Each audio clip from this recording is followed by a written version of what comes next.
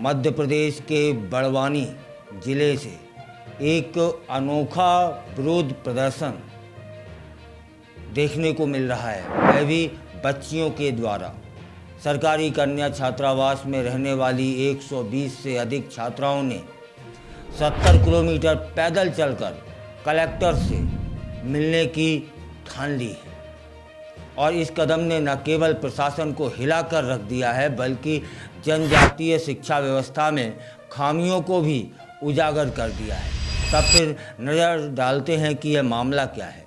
यह मामला मड़गांव स्थित शासकीय कन्या परिसर से जुड़ा हुआ है और यहाँ रह रही कक्षा 11वीं और 12वीं की छात्राएं 2 हॉस्टल अधीक्षिकाओं और एक प्राचार्य को हटाए जाने के विरोध प्रदर्शन कर रही हैं।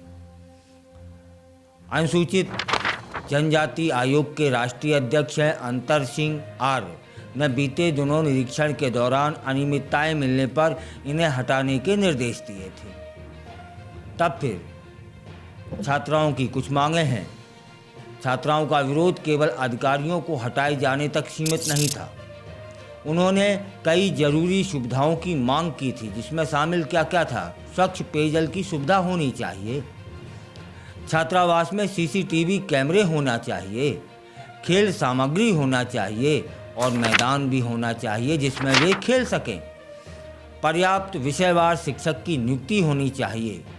छात्राओं ने आरोप लगाया है कि हॉस्टल अधीक्षिकाओं के हटने से उनका संरक्षण और मार्गदर्शन कमज़ोर हो जाएगा।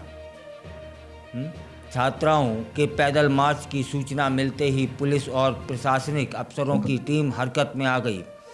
करीब 10 किलोमीटर की दूरी तय करने के बाद एसडीएम, एसडीओपी और जनजातीय विभाग के सहायक आयुक्त सहित कई अधिकारी छात्राओं से मिलने पहुंच जाते हैं और उन्होंने छात्राओं को आश्वासन भी दिया कि उनकी अधिकांश मांगें जिले स्तर पर पूरी की जाएंगी और बाकी को शासन स्तर पर भेज दिया जाएगा। इसके बाद छात्राओं को बसों के माध्यम से सुरक्षित छात्रावास लौटा दिया जाता है और हॉस्टल अधीक्षिकाओं को पहले ही नोटिस दिया जा चुका है कि आयोग का कहना है कि छात्राओं के जरिए योजनाओं का विरोध करवाया जाना गंभीर मामला है।